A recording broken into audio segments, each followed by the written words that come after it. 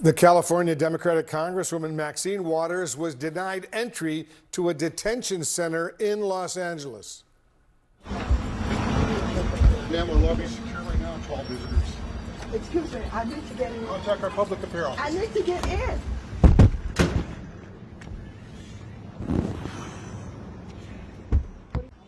The Congresswoman was trying to speak with David Huerta, the leader of the Service Employees International Union of California, yesterday. He was arrested by federal agents after prosecutors say he tried to obstruct their access to a worksite. He has called actions taken against protesters, and I'm quoting him now, an injustice. Joining us now on the phone is Democratic Congresswoman Maxine Waters. Congresswoman, thanks so much for joining us. First of all, take us through your attempt to get into that detention center. What were you told? First of all, I went down into the area because David Huerta is a big leader in organized labor with SEIU, and everybody was wondering what happened to him. He was arrested. We did not know where he was, and so I went down to see if I could get some information. I had on one of my jackets with the emblem on it for the Congress, and I identified myself when I saw two people going in that looked like they were in authority, and I tried to ask them, I did ask them, if I could come in. I said, I'm Congresswoman Waters, and I'm coming to see if I can see about David Huerta. They said, we're not letting anybody in, and slammed the door. And so I didn't have an opportunity to talk with anybody, to see if I could find out if he was all right. Now, when I was there, on the street right in front of the detention center, the protests were very small and very peaceful.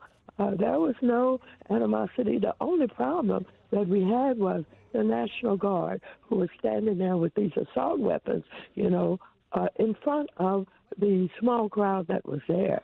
And so that looked very, very dangerous. And I don't know why the National Guard was there with weapons, because ICE was in Los Angeles, in the black and brown communities, trying to grab people off the street, trying to identify who may be illegal, et cetera, et cetera. And so President Trump has literally instigated all of this. He knows that he cannot meet the numbers that he promised during the campaign, that he was going to send back to their country, send back to Mexico, et cetera. And so he's now playing to his MAGA crowd to say, see, I'm working hard. I'm going to get them out of here for you. On and on and on. He's not going to make the numbers, but he's going to upset our city. He's going to cause a great deal of problems. He is going to anger a lot of people. And then he's going to want martial law. We know what he wants. He wants to call martial law. He wants to get the military in here. This is a dishonorable human being, a cruel man that does not care about the disruption that he's causing and the lives that may be lost because of him. His son was quoted this morning saying to the Koreans, get on top of the rooftop and shoot the protesters. Are you going to try to get into that detention center again, Congresswoman? Well, no, I have to go to Washington. I am the ranking member of the Financial Services Committee dealing with trying to stop Trump from, stealing with this cryptocurrency. And so I'm leaving. I'm in the airport right now. And, people are calling me and telling me and describing, what was happening last night and concerned about my safety. No, I won't be back here until after Charlie Rangel's funeral in New York. After I go to Washington all week, I go to New York, yes. And so, but they were in my district. They were in Compton, and that's black and brown, and they really caused a lot of disturbance. They had no reason to go in the way that they're doing. Trump wants this to happen, and I am predicting that he will get the military in here, and he will create martial law to exercise his power and make it look as if he's doing everything that he promised to get rid of the migrants in our city.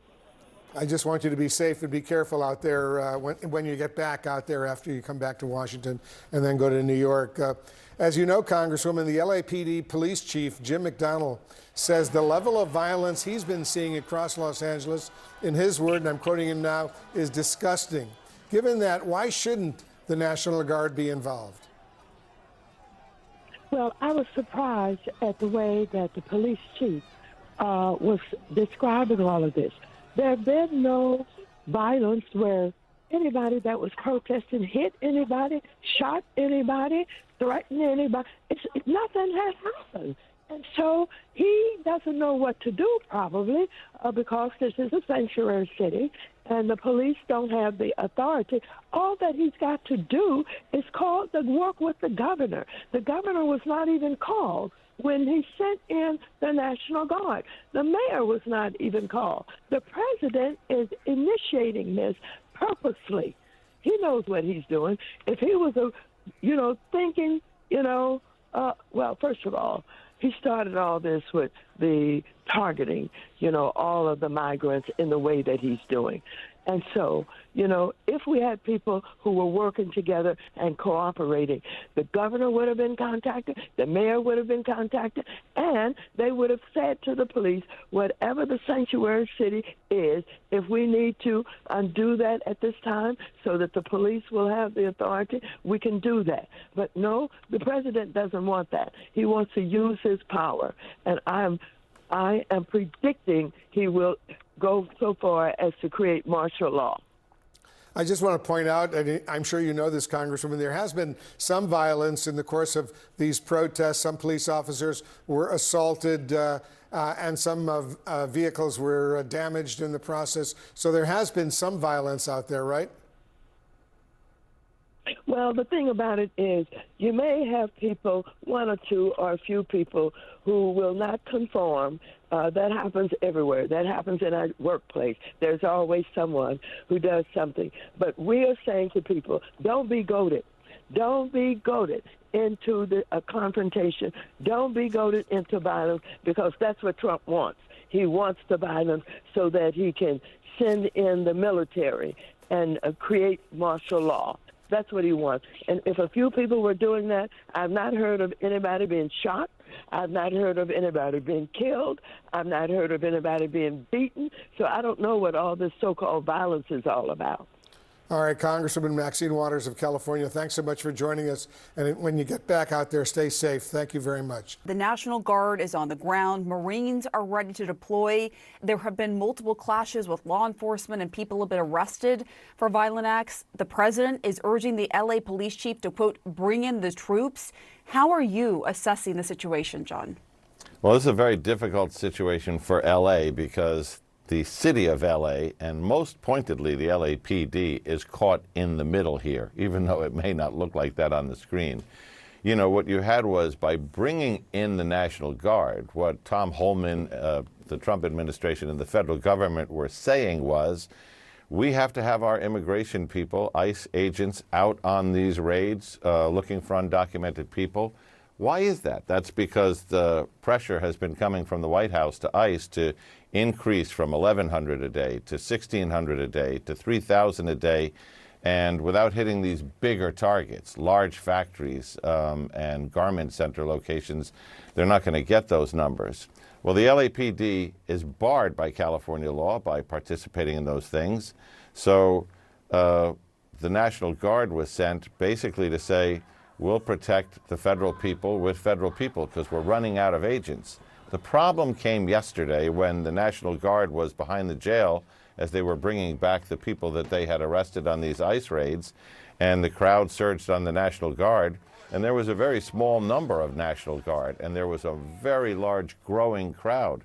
The LAPD moved in with California Highway Patrol basically to separate a crowd that was way too big for that number of National Guardsmen, and a number of National Guardsmen who were armed with fully loaded assault weapons from an angry crowd. And of course the LAPD, as we have seen overnight and into this morning, has kind of borne the brunt of that, as you have immigration demonstrators worked in with anti-government demonstrators, mixed in with some anarchist groups and anti-government groups that lurk in the back of the crowds and egg them on and are probably responsible for more of the violence than the actual demonstrators who were there for protesting immigration. So it's a complicated thing when you have a city of 3.5 million people, thousands of demonstrators, and a police department that only has 8,000 cops, basically, and has stopped answering regular calls for service because they have most of their resources in the street dealing with this now. As a former law enforcement official, what do you think the next step should be? Well, I think what they're going to have to do, because the LAPD, based on its size, is going to be overwhelmed, is this is where the governor has to bring in more resources from the California Highway Patrol, CHP, which is in effect California's version of the state police. And they're going to have to do a lot of community outreach to the protest groups to kind of figure out who are the people behind the violence and the trouble, who are the core demonstrators concerned with the issue who want to protest peacefully, and how do they work with one of those groups and deal with the other. John Miller, as always, thank you for your analysis. Thanks.